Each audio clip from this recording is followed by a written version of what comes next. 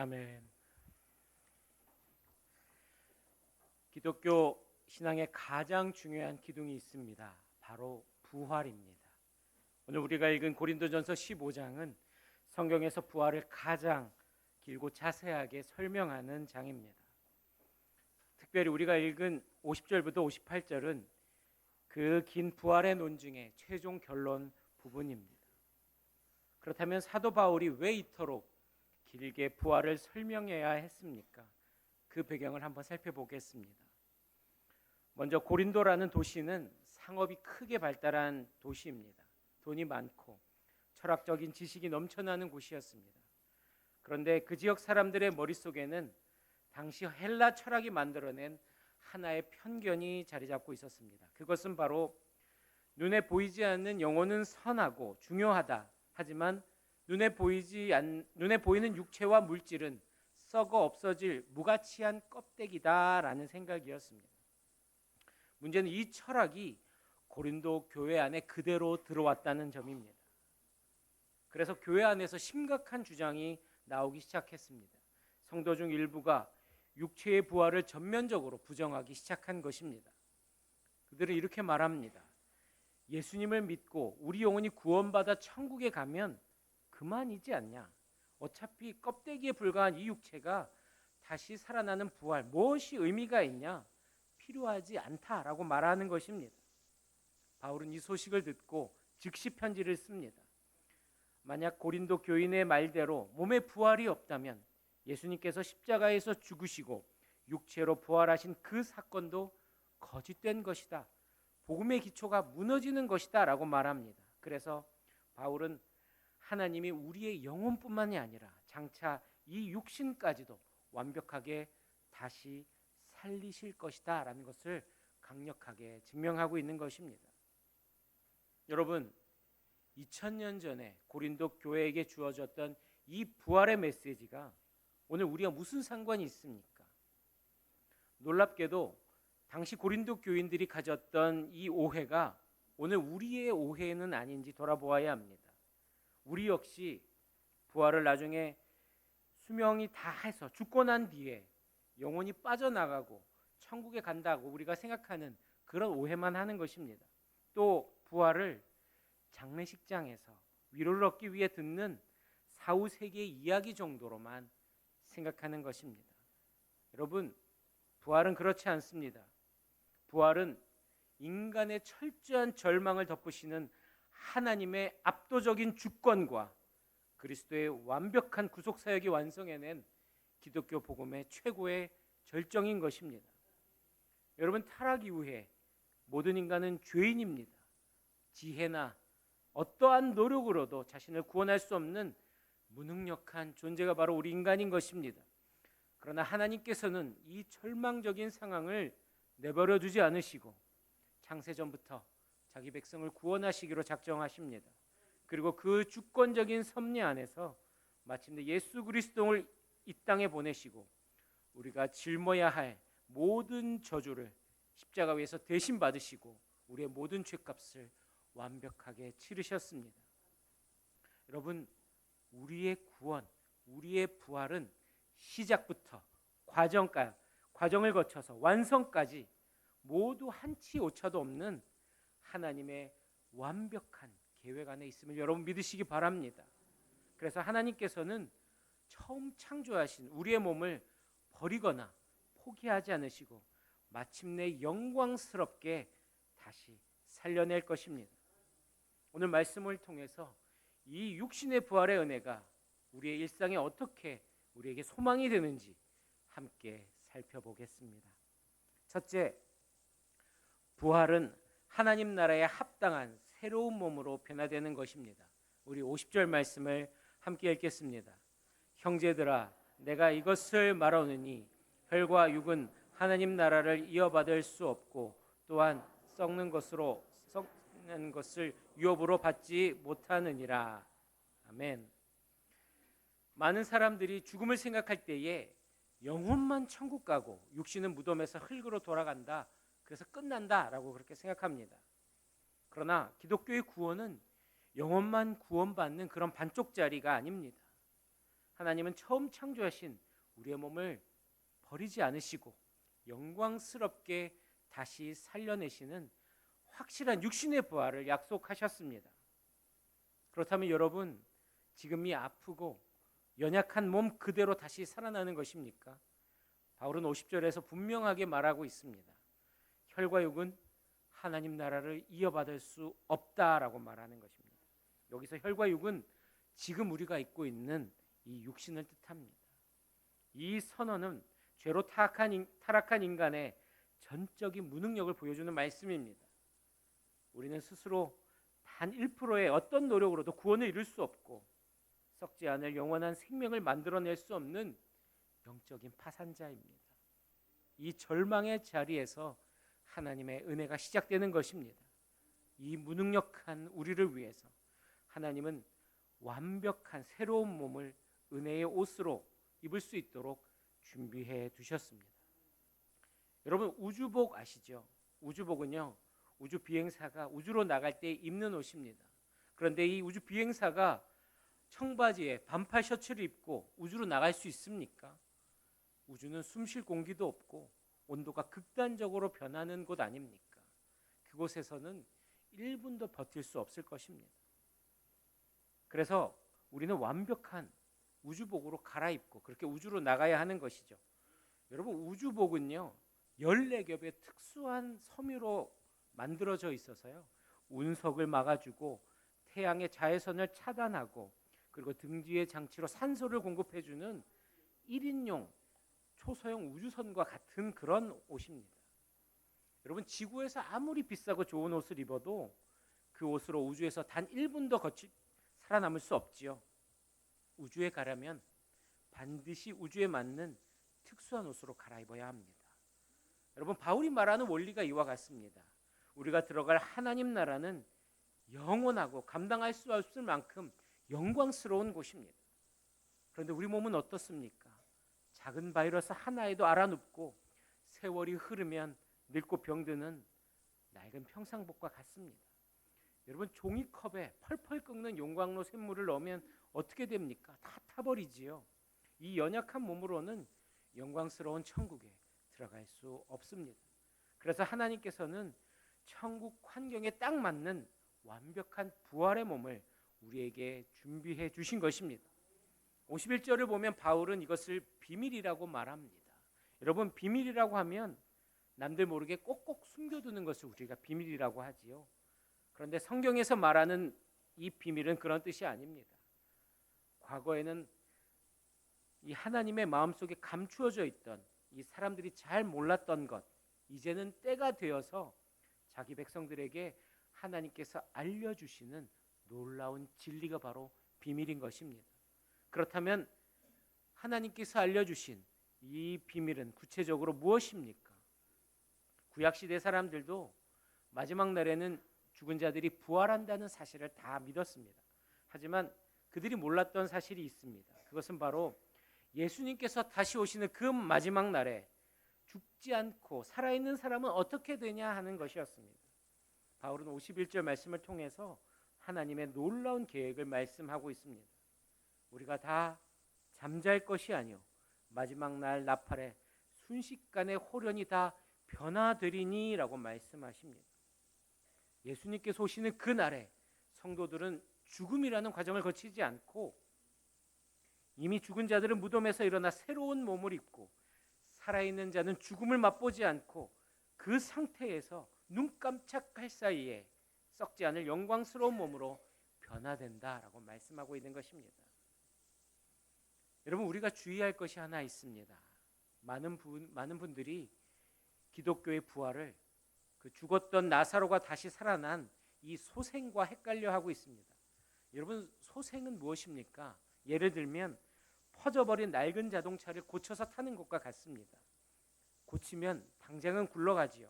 하지만 언젠가 다시 고장이 납니다. 소생은 죽음을 잠시 연기한 것에 불과합니다.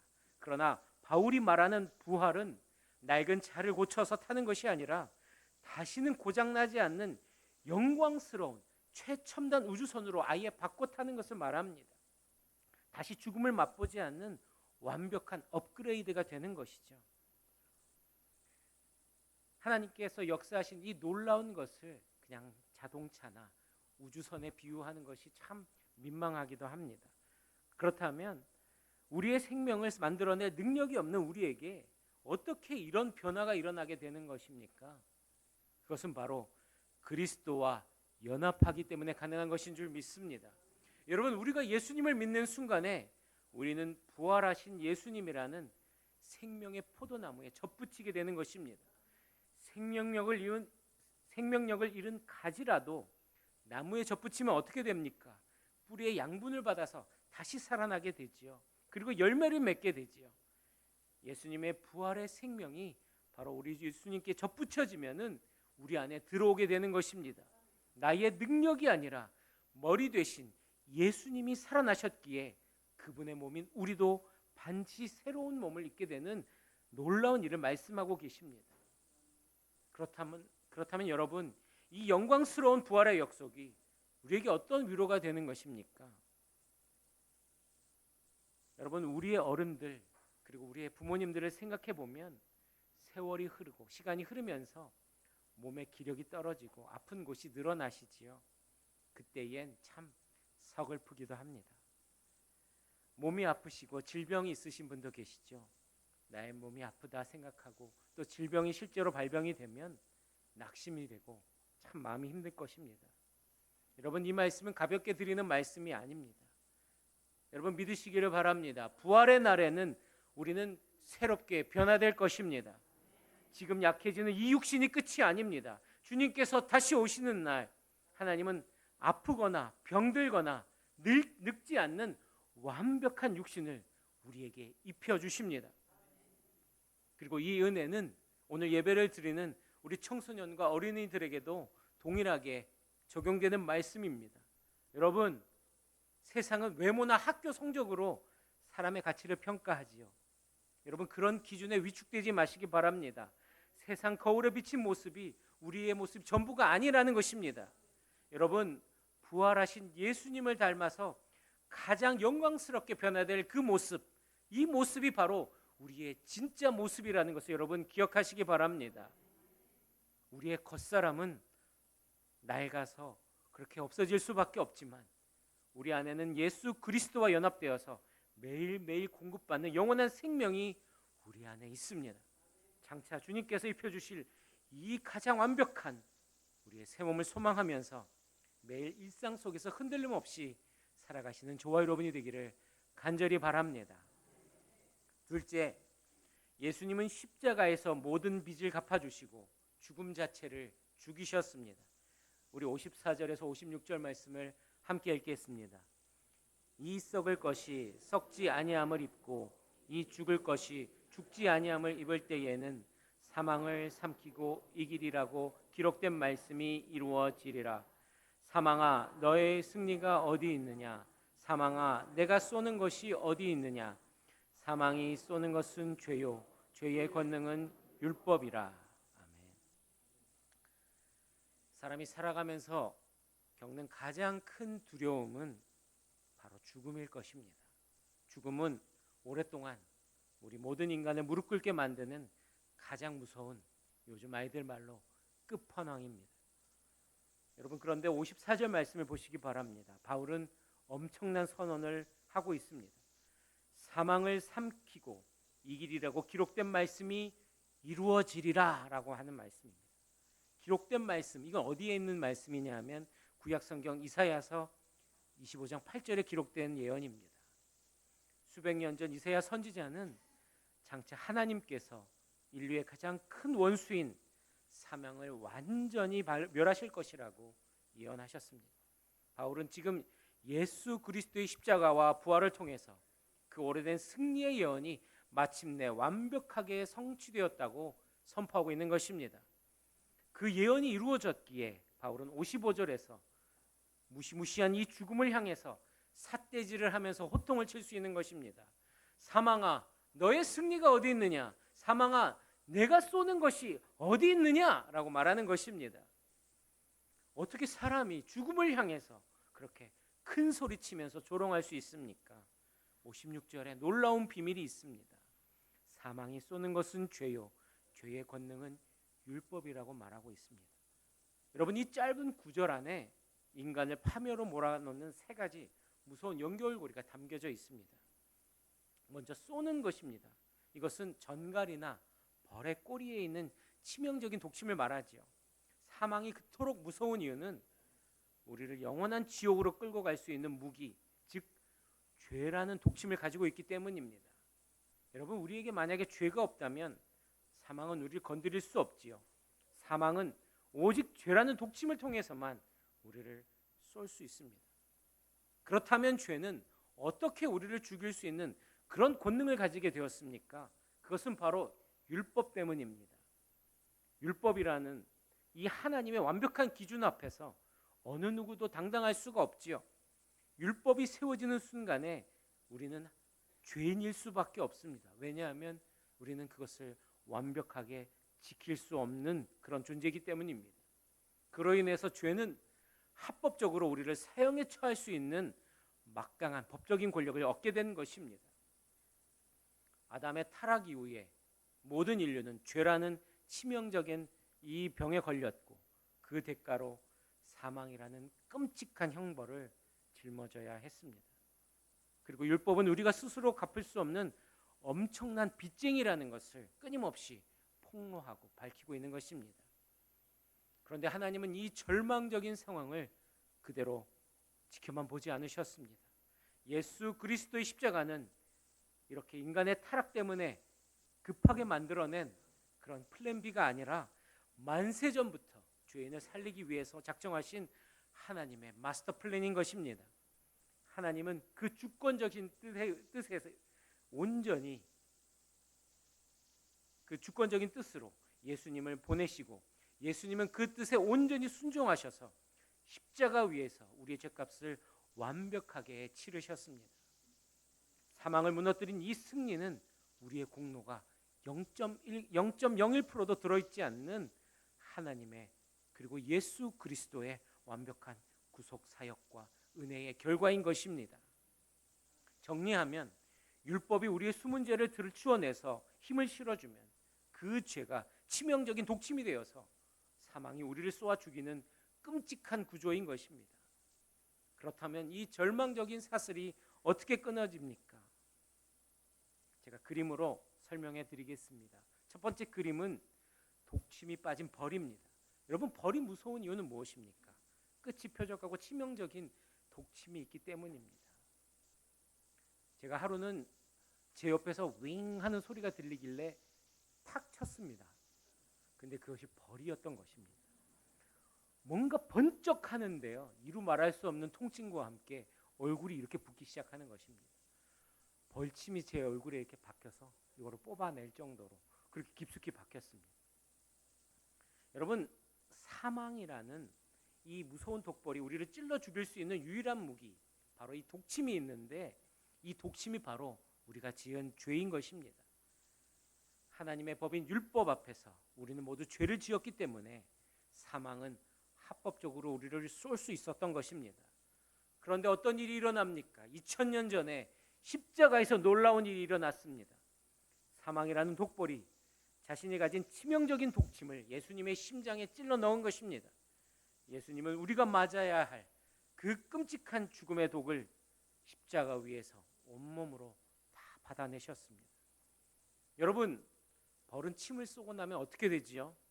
침이 빠져나가서 그 벌은 스스로 죽어버립니다.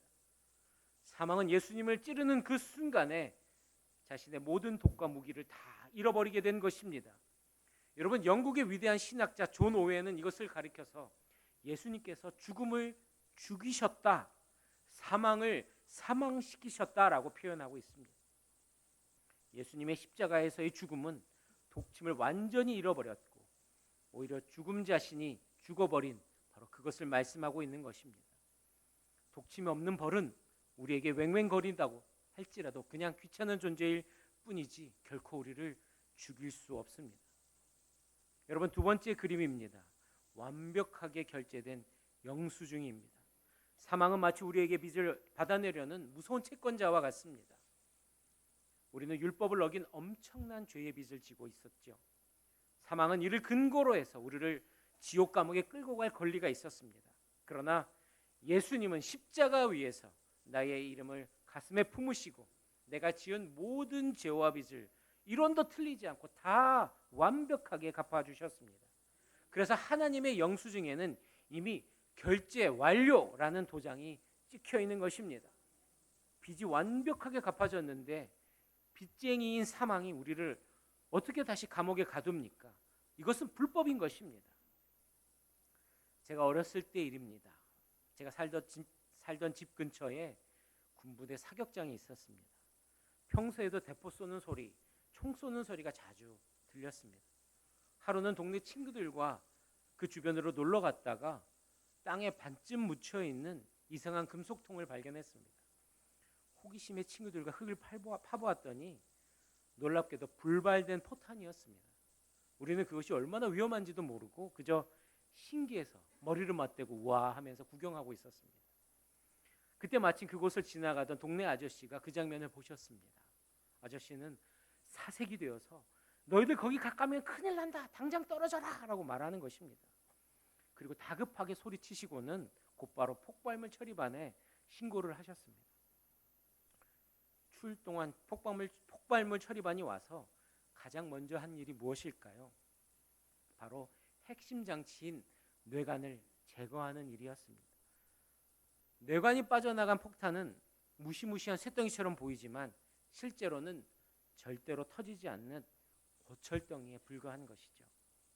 여러분, 우리를 영원한 지옥으로 터뜨려 버릴 수 있는 이 사망의 뇌관이 바로 56절이 말하는 죄와 율법입니다. 율법이 우리의 숨은 죄를 드러내면 그 죄가 치명적인 뇌관이 되어서 사망이 우리를 쏘아 죽이는 그런 무서운 구조인 것이죠. 그러나 예수님께서는 율법의 끔찍한 저주를 다 받아내시고 우리의 모든 죄를 씻어내심으로 사망이 가진 치명적인 뇌관을 완전히 뽑아버리셨습니다. 율법의 요구가 완성되었기에 죄는 힘을 잃게 되었고 죄라는 뇌관이 빠져버렸기 때문에 사망은 더 이상 우리를 죽일 수 없는 빈 껍데기가 된 것입니다. 그리고 57절에는 이 통쾌한 승리의 선언을 하고 있습니다. 우리 주 예수 그리스도로 말미암아 우리에게 승리를 주시는 하나님께 감사하노니라고 말씀하고 있는 것입니다. 여러분, 우리의 구원과 승리는 우리가 노력해서 쌓아낸 결과물이 아닙니다. 빚을 다 갚으시는 예수님께서 사망을 박살내시고 그 승리의 결과를 예수님과 연합된 우리의 손에 쥐어주신 것입니다. 사망을 무너뜨린 이 십자가의 통쾌한 승리는 오늘 우리가 마주하게 되는 현실의 두려움을 완전히 다른 눈으로 보게 만들어 주시는 것입니다. 여러분, 우리가 살다 보면 두려움이 있습니다. 건강을 잃을까 봐, 하던 일이 실패할까 봐 두렵습니다. 사람들에게 인정받지 못할까 봐 불안해하기도 하지요. 또 반복되는 죄에 넘어져서 나 같은 사람도 구원받을 수 있을까? 하나님이 나를 포기하시면 어쩌지 하는 그런 정죄감이 우리 안에 몰려올 때도 있습니다. 그러나 여러분, 기억하시길 바랍니다. 우리의 구원은 절대로 흔들리지 않습니다. 나를 향한 예수님의 확실한 속죄는 내가 조금 실수하고 넘어진다고 해서 취소되는 그런 가벼운 것이 아닙니다. 인간을 가장 두렵게 만드는 끝판왕인 죽음조차도 예수님 앞에서는 무기를 잃고 죽어버렸는데 우리가 세상의 작은 문제들 앞에서 쫄고 위축될 이유가 무엇입니까? 사망을 완전히 박살내신 예수님이 나의 구주시요, 나의 대장이시요, 나의 삶의 주인이시라는 것 여러분 고백하시기를 바랍니다. 우리를 끊임없이 위협하고 불안하게 만드는 세상의 모든 위험 앞에서 여러분 담대하시기 바랍니다. 십자가에서 죽음을 죽이신 예수님의 그 확실한 승리를 붙잡으시고 어떠한 상황 속에서도 담대히 나가는 우리 모두가 되기를 간절히 바랍니다. 셋째, 견실하며 흔들리지 마십시오. 우리 58절 말씀을 함께 읽겠습니다. 그러므로 내 사랑하는 형제들아, 견실하며 흔들리지 말고 항상 주의 일에 더욱 힘쓰는 자들이 되라. 이는 너희 수고가 주 안에서 헛되지 않은 줄 알미라. 아멘. 부활과 십자가의 속죄에 대한 이 길고 놀라운 진리는 58절에 이르러서 구체적인 현실의 삶으로 우리를 안내하고 있습니다. 바울은 부활의 교리를 설명하는 것으로 끝내지 않고 이 교리가 우리의 매일매일 삶을 어떻게 바꾸고 있는지 분명하게 이야기하고 있습니다. 여러분 58절의 단어들을 한번 하나씩 짚어보겠습니다. 먼저 우리가 주목해야 될 단어는 그러므로입니다. 이것은 단순한 접속사가 아닙니다. 이 단어는 기독교의 우리가 하는 이 헌신이 세상의 종교와는 어떻게 다른지 아주 보여주는 아주 중요한 단어입니다. 세상의 종교는 어떻습니까? 항상 조건부입니다. 네가 열심히 봉사하고 헌신해라. 그러면 구원을 주겠다. 그러면 복을 주겠다라고 말하지요. 만약에 우리가 우리의 노력으로 구원을 얻어내야 한다면 우리의 신앙생활은 늘 불안할 것입니다. 내가 주일에 봉사를 쉬면 벌 받지 않을까? 헌금을 적게 하면 하나님이 나를 기뻐하지 않으시는 것 아닌가? 이 두려움 속에서 우리는 억지로 일하고 억지로 헌금하게 되고 억지로 이렇게 교회 일들을 하게 되는 것입니다. 그러나 예수님의 복음, 기독교의 복음, 십자가의 복음은 완전히 다릅니다. 여러분, 제가 앞에서 말씀드린 이 진리들을 생각해 보시기 바랍니다. 사망의 독침은 이미 십자가에서 뽑혔지요. 내 죄의 빚은 예수님께서 다 갚아주셨습니다. 그리고 영광스러운 천국의 새 몸은 나에게 이미 확실하게 보장되어 있습니다. 그때에 나오는 것이 바로 이 고백입니다. 그러므로 이제는 벌을 받을까 봐 두려워하지 말고 억지로 일하지 말고 그 은혜가 너무 감사해서 기쁨과 감격으로 섬기고 수고하라는 것입니다. 그래서 우리의 헌신은 구원을 얻어내기 위한 노동이 아니라 이미 받은 구원에 대한 감사의 반응인 것입니다. 이어서 바울은 고백합니다. 권면합니다. 견실하며 흔들리지 말아라 라고 말하고 있는 것입니다. 여러분, 견실하다 이 말은요, 사실 요즘은 잘 쓰지 않는 단어지요. 헬라어 원어로는 자리에 굳게 앉아 있다라는 말입니다. 기초가 단단하여 요동하지 않는다라는 말이죠. 마치 깊은 땅 속에 뿌리를 단단히 내린 거대한 나무나 튼튼한 반석 위에 세워진 건물처럼 웬만한 비바람에는 절대 밀리거나 뽑히지 않는 그런 상태를 말하고 있는 것입니다. 여러분, 바울이 왜 이 단어를 썼습니까? 당시 고린도 교회 안에는 육체의 부활은 없다면서 성도들의 신앙을 뿌리째 흔들어 놓는 이단들의 거짓 가르침과 세상의 철학들이 거세게 몰아치고 있었기 때문입니다. 따라서 여기서 견실하라라는 이 말씀은 단순히 그냥 마음을 굳게 먹어라, 고집을 부려라 라는 말이 아닙니다. 예수님께서 십자가에서 죽음을 이기시고 완벽하게 빚을 갚으셨다라는 그 변하지 않는 진리의 반석 위에 너의 삶을 세워가라는 것입니다. 인생의 의자를 바짝 끌어당겨서 굳게 앉으라라는 그런 말씀인 것입니다.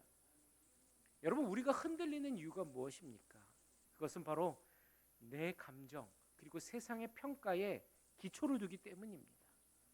하지만 부활의 진리 위에 견실하게 뿌리를 내린 사람은 세상이 알아주거나 말거나 눈앞에 억울한 일이 있거나 고난이 닥쳐와도 휩쓸려 내려가지 않는 것입니다.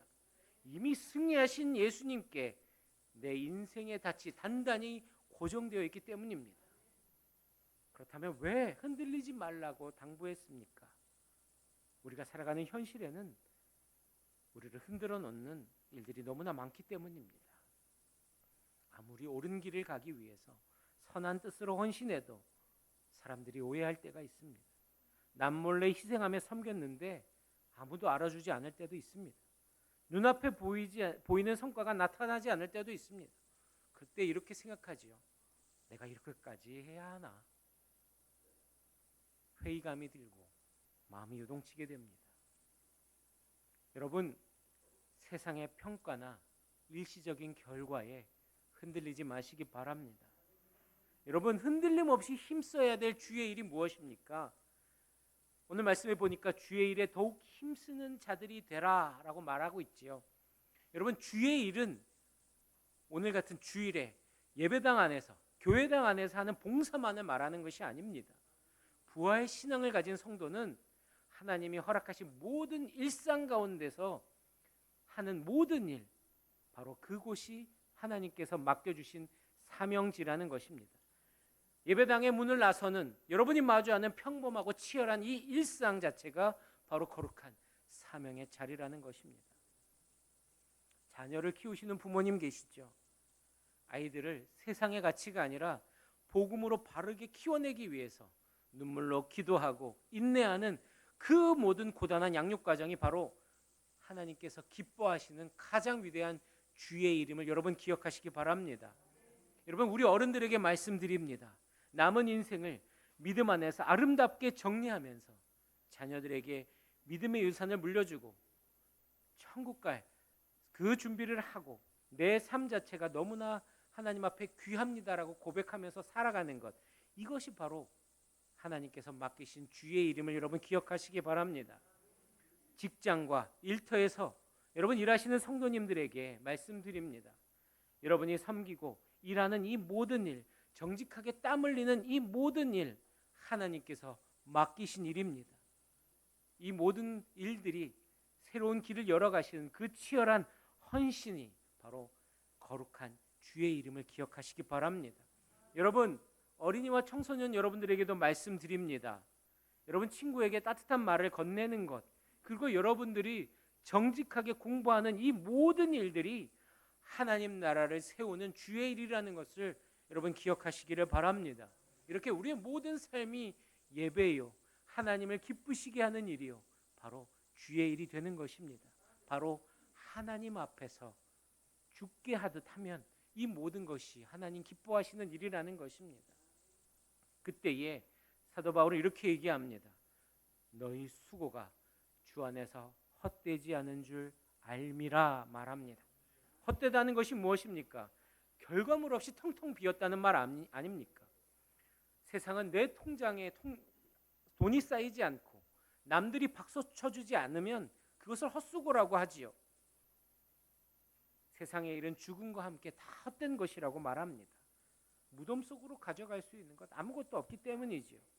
그러나 사망을 이기신 예수님 안에서 행한 우리의 모든 수고는 단 하나도 헛되지 않는다고 말씀하고 계십니다. 아무도 알아주지 않아서 서운했던 그 시간들, 남몰래 흘렸던 그 눈물들, 이웃을 위해서 베풀어 주신 작은 친절 하나도 우리 하나님은 다 기억하십니다. 여러분의 일상적인 수고를 영원한 천국 창고에 빛나는 보석으로 우리 하나님께서는 차곡차곡 채워두고 계십니다. 여러분, 우리의 삶은 결코 허무하게 끝나지 않습니다. 사망을 박살내신 우리 예수님이 바로 나의 주님이시다, 부활의 영광이 나에게 확정되어 있다, 이 고백이 우리 안에 있을 때에 하나님께서 놀랍게 역사하시는 것입니다.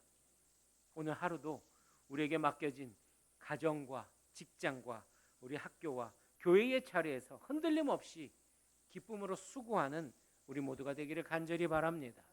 말씀을 맺겠습니다. 부활은 결코 지어낸 얘기나 먼 미래의 막연한 상상이 아닙니다. 우리는 예수 그리스도와 단단히 연합되어 있습니다. 그리고 늙지도 아프지도 않은 완벽한 영광스러운 몸으로 변화될 것입니다. 예수님께서는 십자가에서 우리의 모든 죄의 빚을 갚아주시고 사망의 독침을 뽑아내어 죽음 그 자체를 죽이셨습니다. 우리를 위협하던 인간의 가장 무서운 원수 죽음은 이미 십자가에서 완전히 박살났다는 것을 여러분 기억하시기 바랍니다. 그리고 이 놀라운 승리, 부활과 십자가의 승리가 나의 것이라면 우리의 삶은 결코 허무하거나 두렵지 않습니다.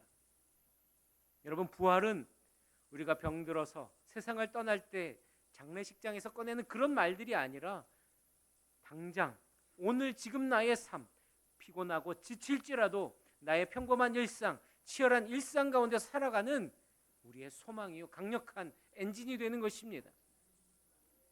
여러분, 우리의 구원과 부활은 참으로 안전하다는 것을 여러분 기억하십시오. 왜냐하면 이 모든 것이 우리의 감정이나 얄팍한 의지에 달려있는 것이 아니라는 것입니다. 바로 하나님의 절대적인 주권과 은혜 위에 세워져 있음을 여러분 기억하십시오. 우리의 인생의 과거와 현재 그리고 죽음 이후의 모든 영원한 미래까지 하나님의 섭리 안에 있습니다. 그러니까 안심하십시오. 두려워하지 마십시오. 나를 향한 하나님의 이 주권적인 계획과 완전한 사랑을 굳게 믿으시고 우리의 모든 일상이 하나님 앞에 온전히 드려지는 기쁨과 수고가 될 수 있기를 간절히 바랍니다. 우리 함께 찬양하겠습니다.